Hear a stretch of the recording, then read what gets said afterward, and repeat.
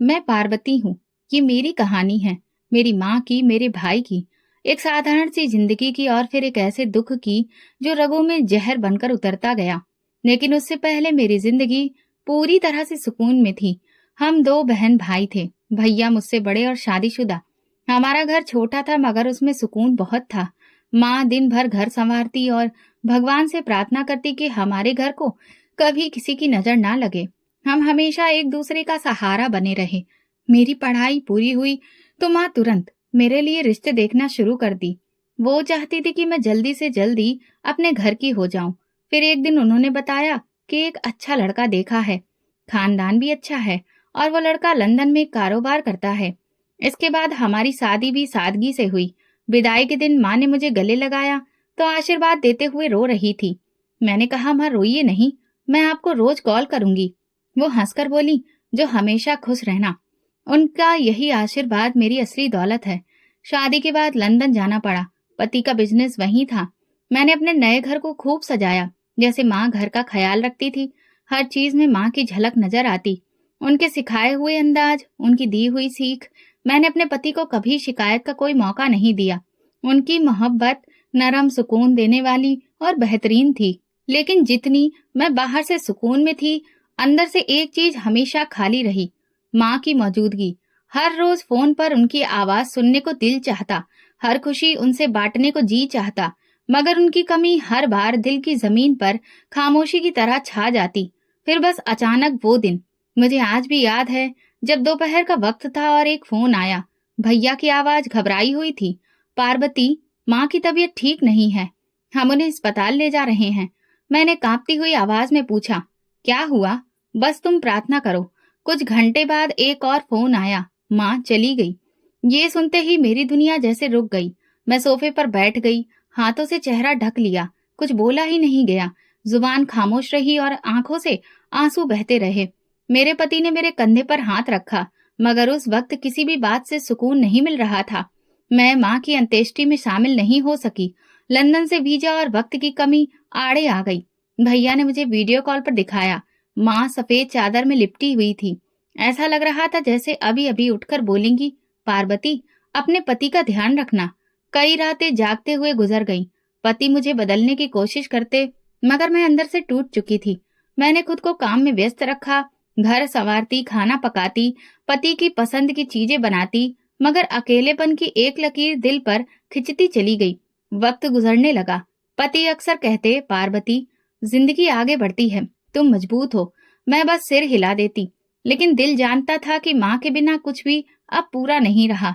1 साल बीत गया, माँ खो गई थी, लेकिन मेरे दिल में उनकी याद हमेशा ताजा रही। फिर एक ऐसी रात आई जो मेरे मन पर छा गई। मैं उस वक्त नींद में थी कि अचानक एक मंजर सामने आया। माँ थी, मगर वैसी नहीं जैसा मैंने उन्हें आखिरी बार देखा था। उनका चेहरा उदास, आंखें आंसुओं से भीगी हुई, और वो मुझसे कह रही थी, पार्वती, मैं जल रही हूँ, मुझे बचा लो। मेरा दिल धक्क से रह गया। मैं चीख मारकर उठ बैठी। माथे पर पसीना था, दिल तेजी से धड़क रहा था। पति भी घबराकर उठ गए। पार्वती, सब ठीक तो है? मैंने कुछ नहीं कहा, सिर्फ इतना बोली, सपना था। माँ आई थी, बहुत तकलीफ में थी। अगले दिन भी अजीब सी बेचैनी रही। मैंने माँ की तस्वीर निकाली, उन्हें देर तक देखा, जैसे कुछ कहना बाकी था।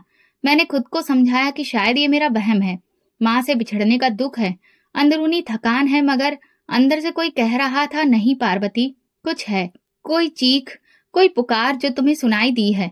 लंदन आए हुए 1 साल होने को आया था। जिंदगी अपनी रफ्तार से चल रही थी और मैंने खुद को हालात के साथ बहने देना सीख लिया था। पति सुबह ऑफिस चले जाते, मैं घर के काम में व्यस्त रहती। बेटी 6 महीने की हो चुकी थी। उसके साथ वक्त गुजरते गुजरते कभी कभी माँ की कमी थोड़ी धुंधली सी लगती, लेकिन शाम ढलते ही वो एहसास दोबारा जाग उठता। पापा हमारे बचपन में ही दुनिया से चले गए थे। माँ ने ही हमें पाला और वो हमारे पिता भी बनी रहीं। एक दिन मैं अलमारी की सफाई कर रही थी तो माँ की दी हुई एक पुरानी डायरी हाथ लगी। वो डायरी माँ ने मेरे दहेज में रखी थी। मैंने कभी खोलकर नहीं देखी थी। पन्ने पलटे तो उसके हाथ से लिखी हुई कुछ नसीहतें मिली।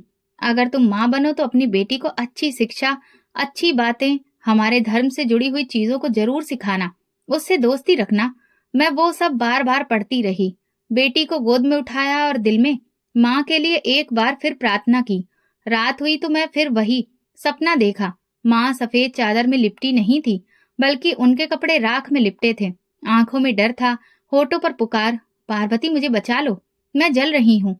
मेरे मुंह से चीख निकली। नींद टूट गई। कमरे में अंधेरा था, बेटी भी जाग गई। वो रोने लगी। पति हड़बड़ाकर उठ बैठे। क्या हुआ? सपना देखा था क्या? मैंने हाँ में सिर हिला दिया, लेकिन कुछ कहा नहीं। पानी का गिलास पिया और बेटी को चुप करवाने लगी। अगली सुबह मैंने कोशिश की कि खुद को संभाल लूं। किचन में खड़ी नाश्ता बना रही थी तो अचानक हाथ जल गया। चूल्हे की आग मुझे अजीब तरह से घूरती हुई महसूस हुई। ऐसा लगा जैसे वही माँ जो मैंने अपने सपने में देखी थी अब हकीकत बनकर मेरे आसपास घूम रही हैं। शाम को पति आए तो उन्होंने मेरे चेहरे पर छाई गंभीरता को महसूस किया। तुम ठीक हो? हाँ, बस नींद पूरी नहीं हुई है। उन्होंने हाथ मेरे हाथ पर रखा। पार्वती, अगर तुम्हारे दिल में कुछ है तो मुझे बताओ, ऐसे चुप मत रहो। पर मैं फिर भी चुप रही। दिल में बहुत सारे सवाल थे। माँ सपने में क्यों आई और इस हाल में? आखिर वो कहना क्या चाहती थी? या फिर मैं कुछ ज्यादा ही सोच रही हूँ? फिर रात हुई। मैं सोच रही थी कि शायद वो सपना बस एक बार यूं ही आ गया, लेकिन ऐसा नहीं हुआ। माँ फिर से सपने में आई। इस बार वो बैठी नहीं थी, झुकी हुई हालत में हाथ जोड़कर खड़ी थी। पार्वती, मुझे तुम ही बचा सकती हो। वे लोग मुझे जलाते हैं, बचा लो बेटी। मैंने सपने में माँ से कहा। माँ, क्या हो रहा है आपको? क्या हो गया है? लेकिन वो सिर्फ यही दोहराती रही, तुम ही मुझे बचा सकती हो। नींद टूटने के बाद मेरी हालत बहुत खराब थी। बेटी सो रही थी। अगर मैं जागती नहीं तो शायद अभी भी माँ की बात सुनती रहती। अगली सुबह पति ऑफिस चले गए, लेकिन मेरे अंदर एक हलचल मची थी। दिन भर कुछ भी करने को दिल नहीं चाहा। बस बेटी को गोद में लिए मैं सोफे पर बैठी रही।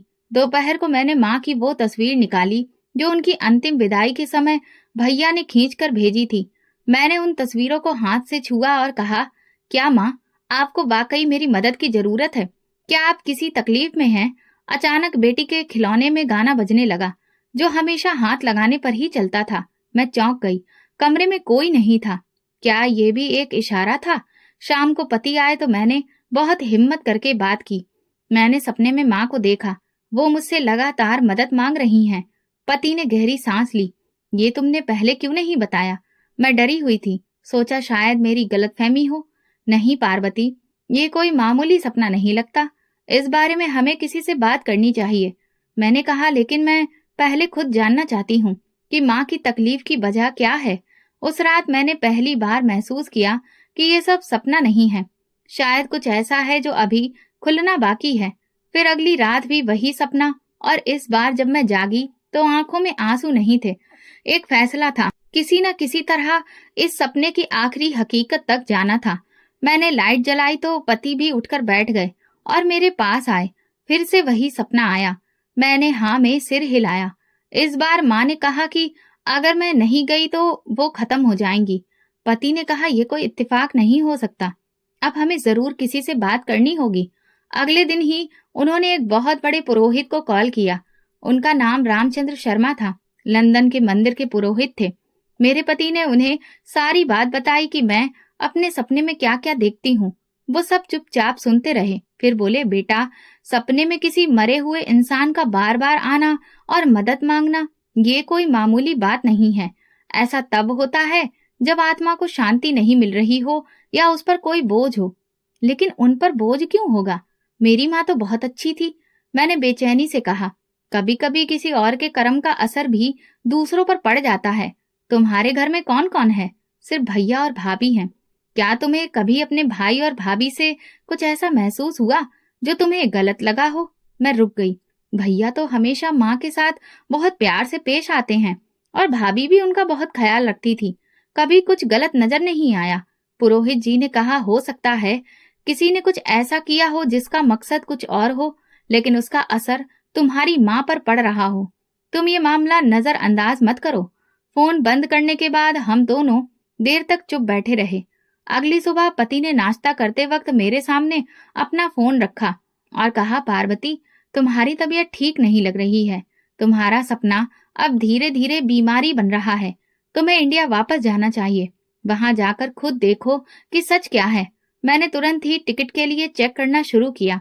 अगले हफ्ते की बुकिंग कर ली। मन में बस अब एक ही मकसद था, माँ की बात को सुनना और जो भी सच हो उसका सामना करना। मैंने अपना कुछ सामान बांधा, लेकिन बार बार दिल कह रहा था कि पता नहीं मुझे किस सच्चाई का सामना करना पड़ेगा। लंदन एयरपोर्ट से जाते हुए मेरे पति ने बेटी को गोद में लिया और मुझे देखते हुए बोले, हमेशा याद रखना, सच्चाई जो भी हो तुम्हें हमेशा मजबूत बनकर रहना है। फ्लाइट के दौरान बेटी लगातार रोती रही, लेकिन मैं जागती रही।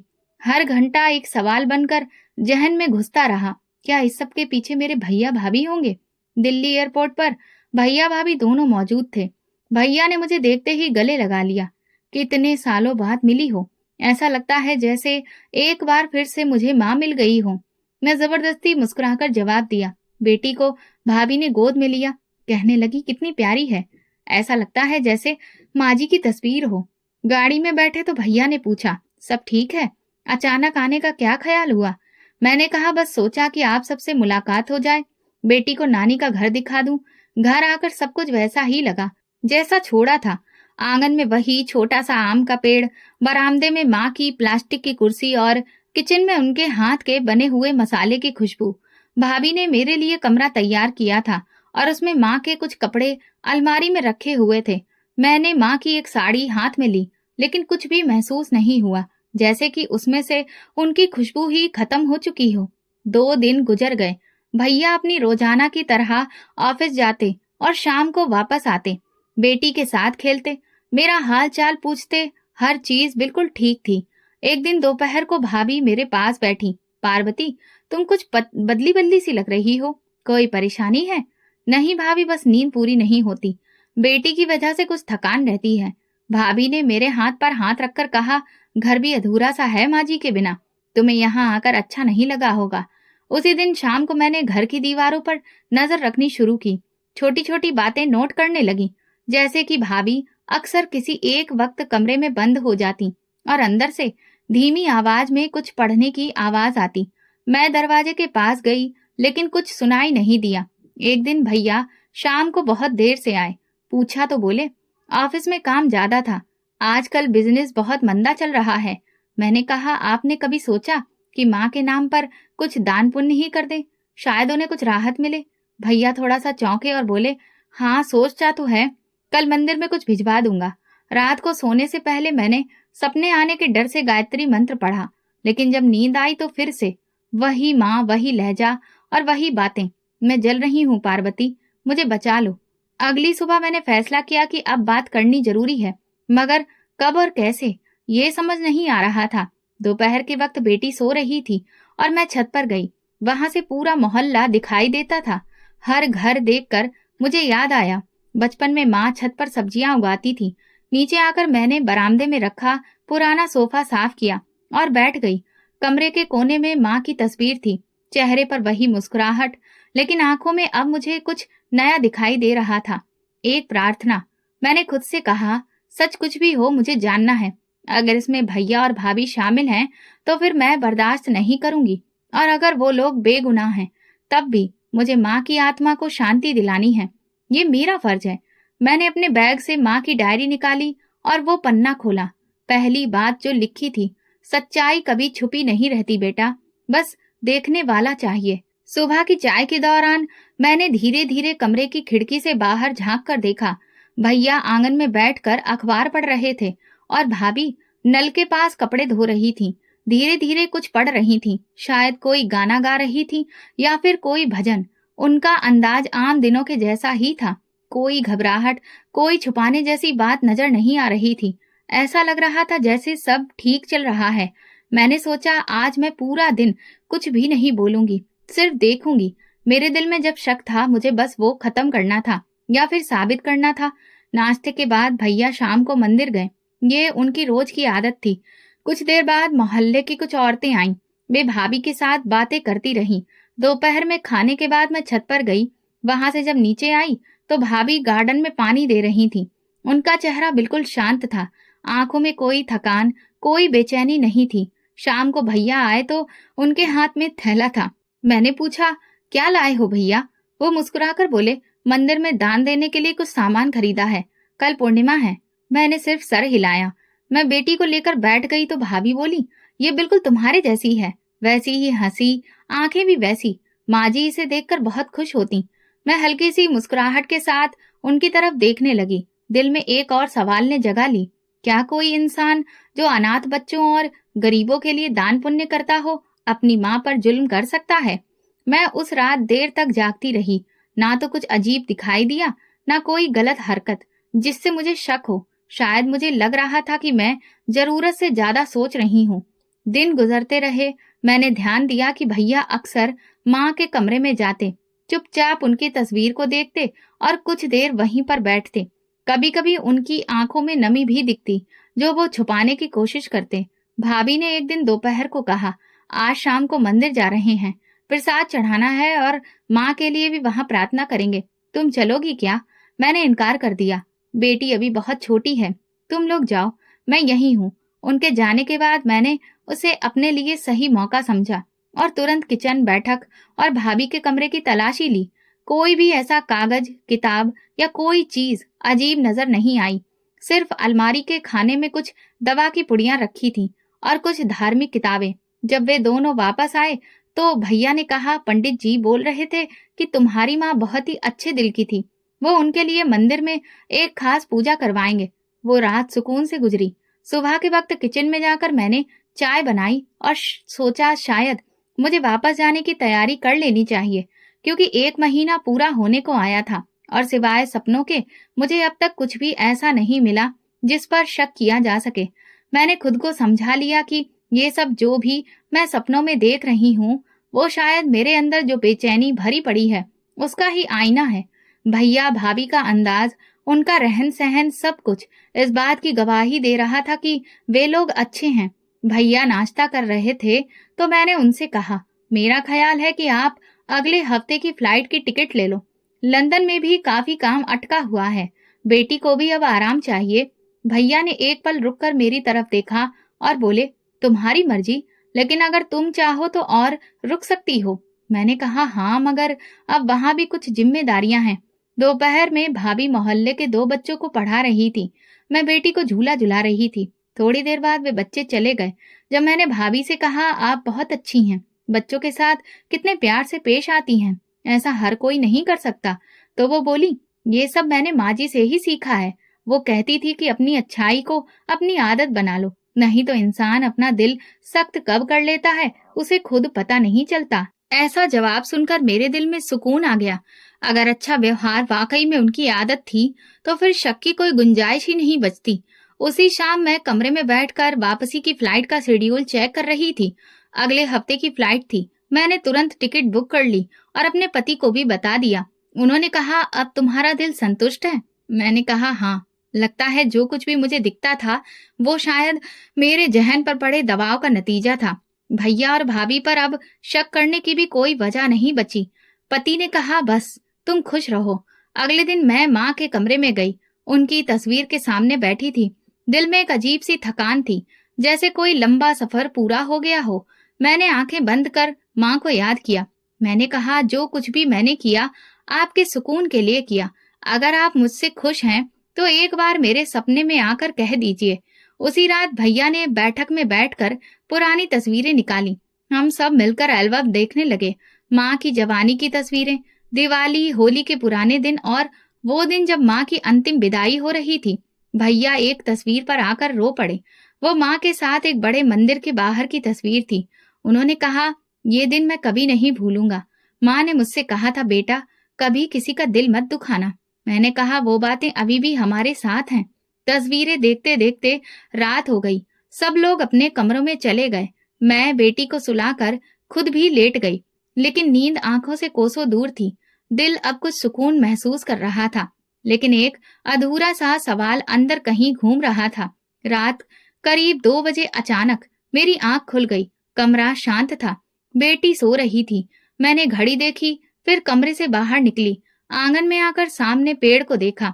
हवा बिल्कुल बंद थी, लेकिन पेड़ की शाखाएं थोड़ी हिल रही थीं, जैसे कोई उन्हें धीरे धीरे छू रहा हो। मैं वापस कमरे में आकर बिस्तर पर लेट गई और आंखें बंद कर ली। फिर वही सपना माँ। इस बार वो चुप थी, ना कोई चीख, ना कोई फरियाद। बस जमीन पर बैठी मुझे देख रही थी। उनकी आंखों में ऐसा सवाल था जैसे जुबान बंद हो। कुछ तो कहिए माँ, मैंने सपने में कहा। उन्होंने धीरे से कहा, तुम्हारे जाने का वक्त आ गया है, मगर सच अभी बाकी है। मेरी सांस रुक गई। कौन सा सच? माँ ने सिर्फ एक चीज की तरफ इशारा किया, कमरे का फोन। लेकिन सपना वहीं टूट गया। आंख खुली तो सीना भारी था, दिल बेचैन। पानी पिया और बाहर निकल आई। सूरज निकलने को था, पर सुबह की रोशनी में भी दिल का अंधेरा कम नहीं हुआ। अगर सब ठीक था, अगर भैया भाभी वाकई में वैसे ही हैं जैसा मैंने देखा है, तो फिर माँ ने सपने में वो कमरा क्यों दिखाया और क्यों कहा कि सच अभी बाकी है? दिल ने कहा सुकून कभी कभी धोखा भी हो सकता है। मैंने फैसला किया कि मैं वापसी से पहले एक बार फिर सब कुछ गौर से देखूंगी, हर नजर, हर हरकत, और खास तौर पर वो कमरा। मैंने माँ के कमरे में वक्त बिताने का फैसला किया। दोपहर हो चुकी थी, बेटी भी सो रही थी। मैंने आंगन की तरफ देखा, फिर मेरी नजर भाभी के कमरे के दरवाजे पर पड़ी। दरवाजा बहुत धीरे से खुला और एक औरत बाहर निकली, काले रंग की चादर ओढ़े हुए। पूरी तरह खामोशी पसरी थी। उसने सर झुकाया हुआ था, चप्पल की आवाज तक नहीं आ रही थी। मैं एक पल रुकी। वो जल्दी से मेन गेट से बाहर निकल गई। मैं तुरंत दरवाजे तक गई। बाहर सड़क सुनसान और शांत थी। मैंने पूछा, कोई आया था क्या? वो एकदम से मेरी तरफ पलटी और चौंक गई। नहीं तो, कोई नहीं आया। मैंने किसी को बाहर जाते देखा, काली चादर में थी और तुम्हारे कमरे से ही निकली थी। भाभी के चेहरे पर हल्का सा साया आया, फिर वो तुरंत संभल गई। हो सकता है तुमने किसी और को देखा हो, यहाँ तो कोई नहीं आया। मैंने बात वहीं खत्म कर दी, लेकिन दिल में हलचल जरूर शुरू हो गई। शाम को भैया ऑफिस से वापस आए। मैंने उनसे कुछ भी नहीं कहा। मुझे लगा कि अगर वो कोई मेहमान था तो फिर बात करने की जरूरत नहीं है, लेकिन ये सवाल जरूर था, वो औरत आई क्यों थी और फिर भाभी ने मना क्यों किया? अगले दिन मैंने सुबह जल्दी उठकर माँ के कमरे की सफाई की। दरवाजे, कपड़ों की अलमारी, हर चीज वैसी ही थी जैसे पहले देखी थी, लेकिन कोने में कपड़ों के नीचे एक छोटा सा थैला था। उसके अंदर कुछ पुराने ताबीज, एक काला धागा और एक छोटी सी खाली शीशी जैसी कोई बर्तन थी। मैंने थैला वापस रख दिया। अभी मैं कोई जल्दबाजी में फैसला नहीं लेना चाहती थी। मैंने सोचा ये तो कोई पुरानी चीज है जो माँ ने किसी बाबा वगैरह से लेकर रखी होगी। दोपहर को भाभी ने मुझे बाजार चलने को कहा। बेटी को साथ ले जाना मुमकिन नहीं था, इसलिए मैंने मना कर दिया। फिर वो अकेली चली गई। उनके जाते ही मैंने दोबारा उनके कमरे की ओर रुख किया। दरवाजा अंदर से बंद नहीं था। कमरे में हल्की सी खुशबू फैली थी। अलमारी खुली थी। अंदर कुछ पुरानी किताबें और एक लाल रंग की फाइल रखी थी। फाइल खोली तो उसमें कुछ नक्शे और एक इंसान की तस्वीर चिपकी हुई थी। उस तस्वीर पर तारीख 28 फरवरी। मैंने वो तस्वीर ध्यान से देखी। वो इंसान मुझे जाना पहचाना नहीं लगा। वो शायद कोई बाबा वगैरह था। दरवाजे पर आहट हुई तो मैंने फाइल वापस रख दी और तेजी से बाहर निकली। भाभी आ चुकी थी। हाथ में सौदा था। मैंने खुद को नॉर्मल दिखाया, लेकिन अंदर सुकून बिखर गया था। रात को खाने के दौरान भैया ने कहा, तुम्हारी फ्लाइट परसों है ना? वापसी का वक्त पास में है। भाभी ने खामोशी से पानी का गिलास बढ़ाया। उनकी आंखों में कुछ अजीब सा था, जैसे वो कुछ छुपाना चाह रही हो। मैंने बेटी को गोद में लिया। घर की बहुत सी चीजें वैसी की वैसी हैं, लेकिन कुछ बदला है। भैया ने चौंक कर पूछा, क्या मतलब? क्या बदला है? पता नहीं, शायद माँ की कमी या शायद कुछ और। अगली सुबह मैंने मंदिर जाने का फैसला किया। भैया से कहा, साथ चलोगे? तो उन्होंने हामी में सिर हिलाया। मैं खामोशी से बिना कुछ कहे सोचती रही, जो कुछ मैंने देखा, सुना, क्या वो सब मायने रखता है? फिर मैंने यही सवाल भैया से पूछा तो वो कहने लगे, पार्वती, कभी कभी ऐसा भी होता है कि जो हम देख रहे होते हैं वो सच नहीं होता। सच वो होता है जो वक्त बताता है। फिर मैंने उनकी तरफ देखकर फिर से पूछा, क्या सपने में भी हमें कुछ बताते हैं? भैया ने कहा, अब ये तो मैं नहीं बता सकता। घर वापस आकर मैंने बेटी को सुलाया और अपनी पैकिंग शुरू कर दी। पासपोर्ट, बेटी के कपड़े, सब कुछ बैग में रखा। भैया ने कहा फ्लाइट वाले दिन वो खुद मुझे एयरपोर्ट छोड़ेंगे। भाभी ने मेरे लिए कुछ मुरब्बा और देसी घी तैयार करके रखा।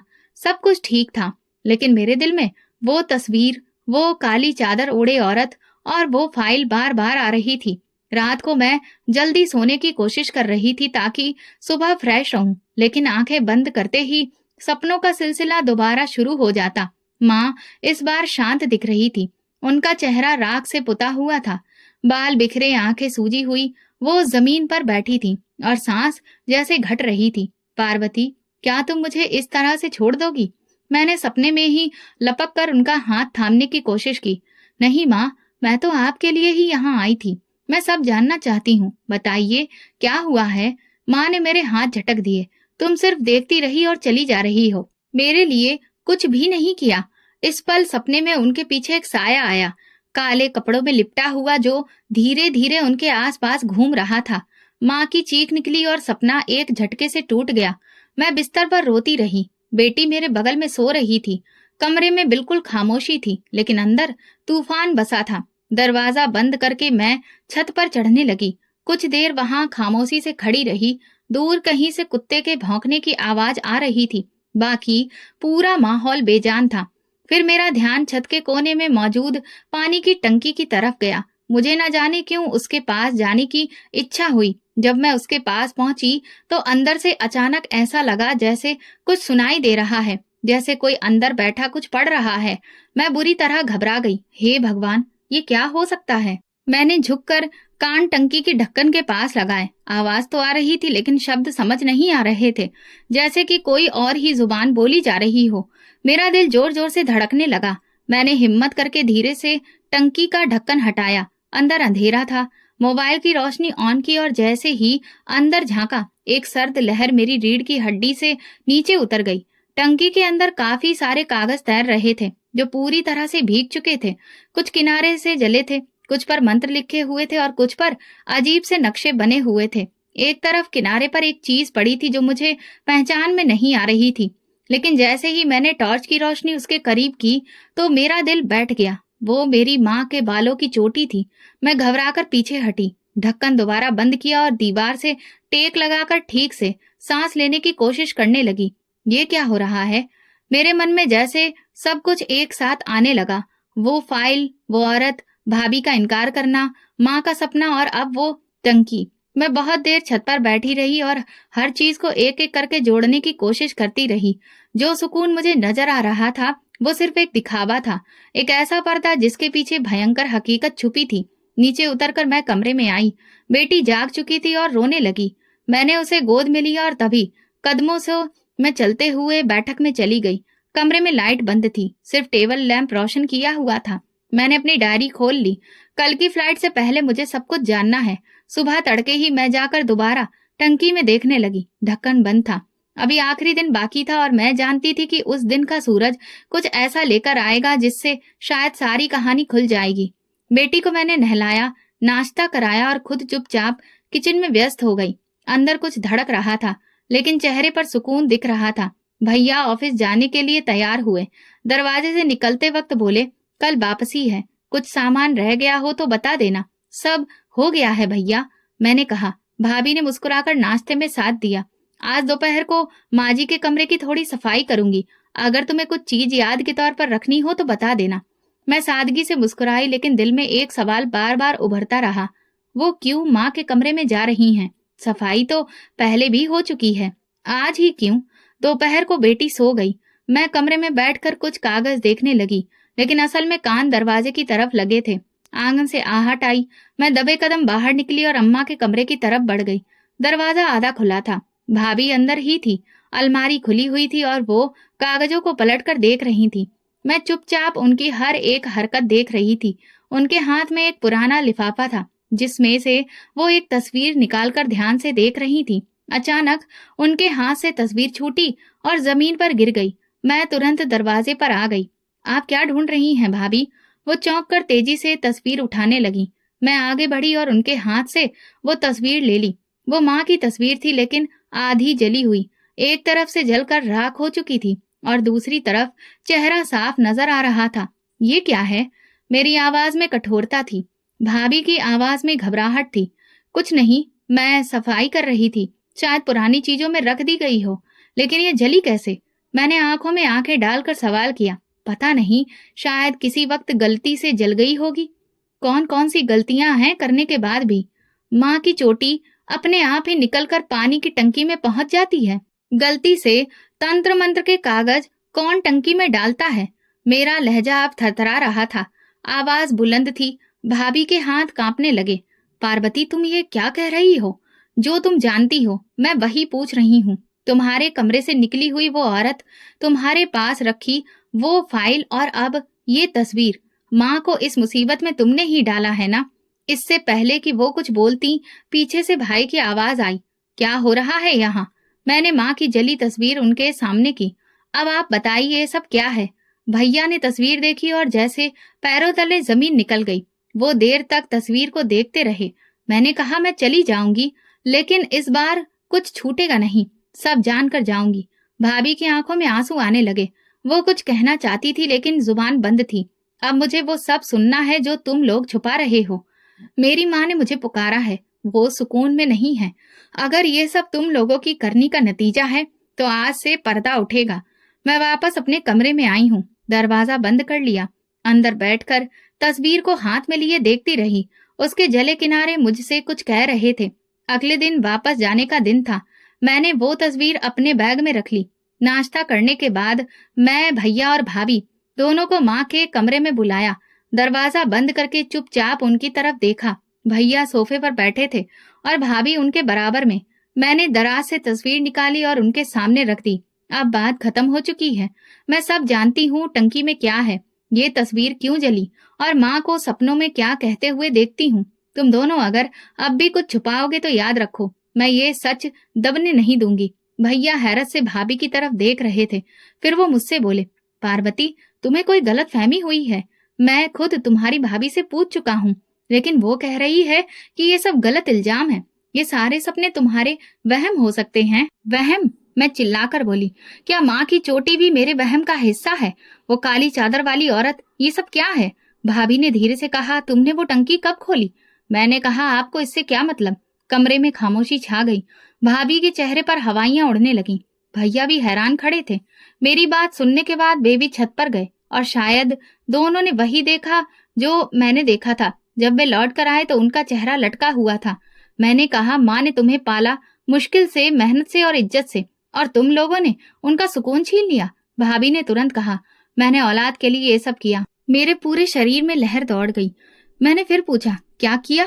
भाभी की आवाज में कपकपाहट का डर था। दरअसल मेरी माँ ने एक बहुत अच्छे बाबा के बारे में बताया था। वो बहुत चमत्कारी था। उन्होंने कहा था कि उसके पास कुछ ऐसे मंत्रों की शक्ति है जिससे वो मेरी सूनी गोद को भर देगा। शुरू में मैं तैयार नहीं थी, लेकिन फिर मजबूर हो गई। हम 10 साल से औलाद के लिए प्रार्थना कर रहे थे। हर दरवाजा खटखटाया, दवा दुआ सब किया, कुछ नहीं हुआ। जब हम उस बाबा के पास पहुंचे तो उसने कहा कि ये सब मामूली दुआओं से मुमकिन नहीं है, तुम्हें कुछ खास करना होगा। इसलिए मैं बेबस हो गई। पहले सोचा कि तुम्हारे भाई को बताऊं, लेकिन फिर डर गई। इसलिए मैं अकेले ही ये सब करने का ठान बैठी। मैंने गुस्से से कहा, खास का मतलब क्या है? भाभी ने कहा, बाबा ने कहा था कि जो औरत दुनिया से जा चुकी हो, जो बहुत अच्छी हो, उसके ही अंश से पहला बच्चा बेटा होगा। उसकी अंतिम क्रिया से पहले उसके शरीर का कोई हिस्सा लो, जिस पर मैं कुछ मंत्र पढ़ूंगा, और फिर उसे सही वक्त पर जलाओ और पानी में डालकर नहाओ। उस पानी में उस औरत के बाल होने चाहिए। मेरे कान फटने लगे। मैं उठकर खड़ी हो गई।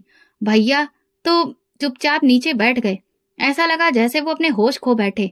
मैंने कहा, तो तुम्हें वो औरत मेरी माँ ही नजर आई, जिसने तुम्हें हमेशा अपनी बेटी बनाकर रखा, जिसने तुम्हारे पति को एक अच्छा इंसान बनाया? तुमने उसी के बाल काट लिए। भाभी मेरे पास आई। मैंने ये सब खुद से नहीं किया, मैं मजबूर थी। मेरे पास बस यही रास्ता बचा था, क्योंकि मैं टूट चुकी थी। वो रोने लगी।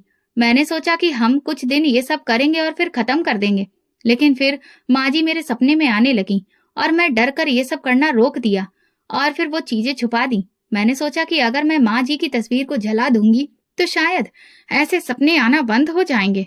मैंने भैया की तरफ देखा। वो तो ऐसा लग रहा था जैसे पत्थर के हो गए हों। मैंने भाभी से कहा, तुम मंदिर जाती हो, पूजा पाठ करती हो, तुम्हारे दिल ने तुम्हें एक बार भी नहीं रोका कि तुम एक मरी हुई औरत के साथ ये सब कर रही हो? भाभी बोली, मैं गुनहगार हूँ, मुझे माफ कर दो पार्वती। मैंने कहा कि तुम्हें माफ करने से मेरी माँ को क्या सुकून मिलेगा? अब तुम भगवान से माफी मांगो। भाभी की सिसकियों की आवाज आ रही थी।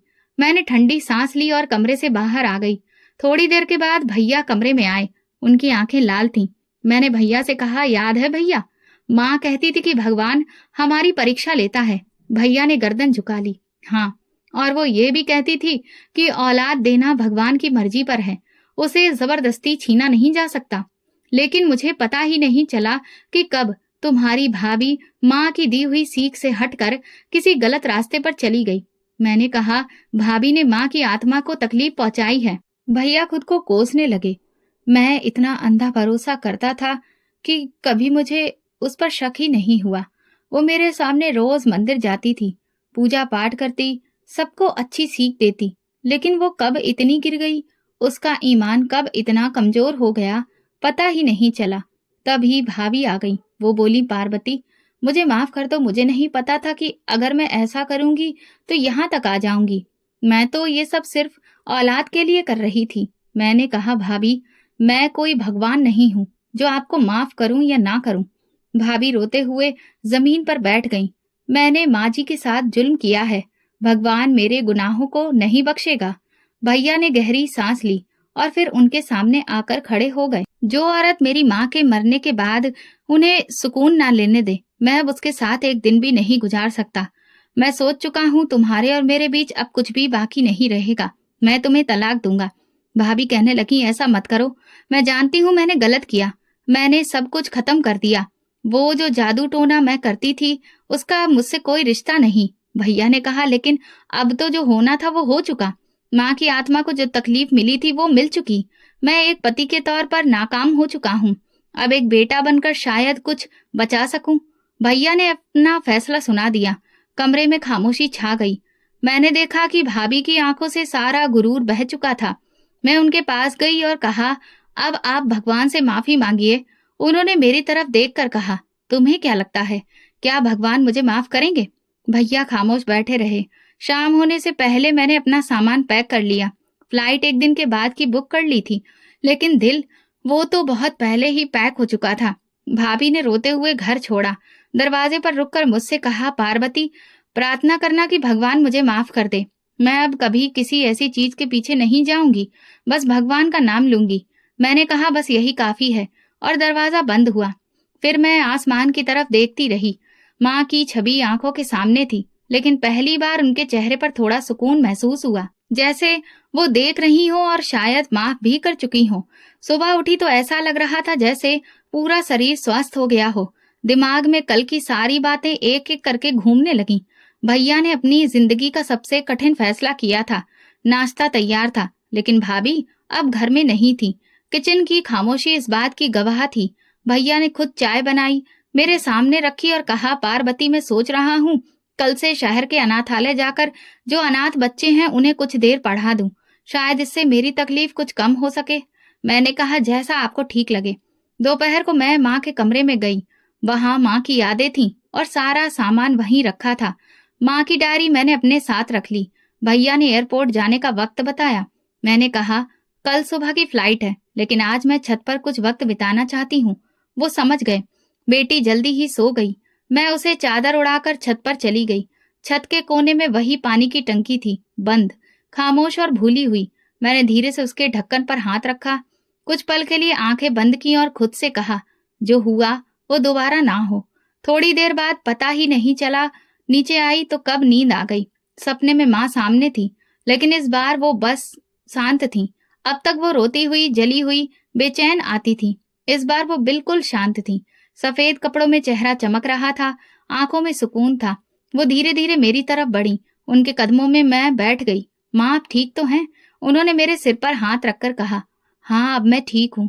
मैंने कहा, मैंने सब कुछ आपके लिए किया माँ। उन्होंने मुस्कुराकर कहा, तूने अपना फर्ज निभाया बेटी, भगवान तुझे खुश रखे। मैं भी तुझसे बहुत खुश हूँ। मैंने उनके हाथ पकड़ लिए। अब मैं वापस जा रही हूँ माँ। मैंने कहा, दिल में सुकून है लेकिन आंखें अभी भी बाहर आती हैं। उन्होंने सिर पर हाथ रखा और कहा, जब दिल भगवान से जुड़ जाए तो फिर बिछड़ने का डर बाकी नहीं रहता। तो सुकून से जा, क्योंकि अब मैं भी सुकून में हूँ। मैंने सपने में आंखें बंद की। जब दोबारा खुली तो वो जा चुकी थी। कमरे में सुबह का उजाला फैला था। बेटी मुस्कुरा रही थी, जैसे उसने भी कोई अच्छा सपना देखा हो। मैंने उसे सीने से लगा लिया और सोचा, माँ को सुकून मिल गया और मुझे भी। अब मैं आराम से वापस जा सकती हूँ, उन आशीर्वादों के साथ जो एक माँ ने दुनिया से जाने के बाद अपनी बेटी को दिए थे। दोस्तों, अगर आपको हमारी कहानी पसंद आई हो तो कमेंट करके ज़रूर बताइए और वीडियो को लाइक करें और ज़्यादा से ज़्यादा शेयर करें। अगर आप चैनल पर नए हैं तो सब्सक्राइब ज़रूर करें और नोटिफिकेशन बेल को दबाएं ताकि अगली अपडेट सबसे पहले आपको मिले। धन्यवाद।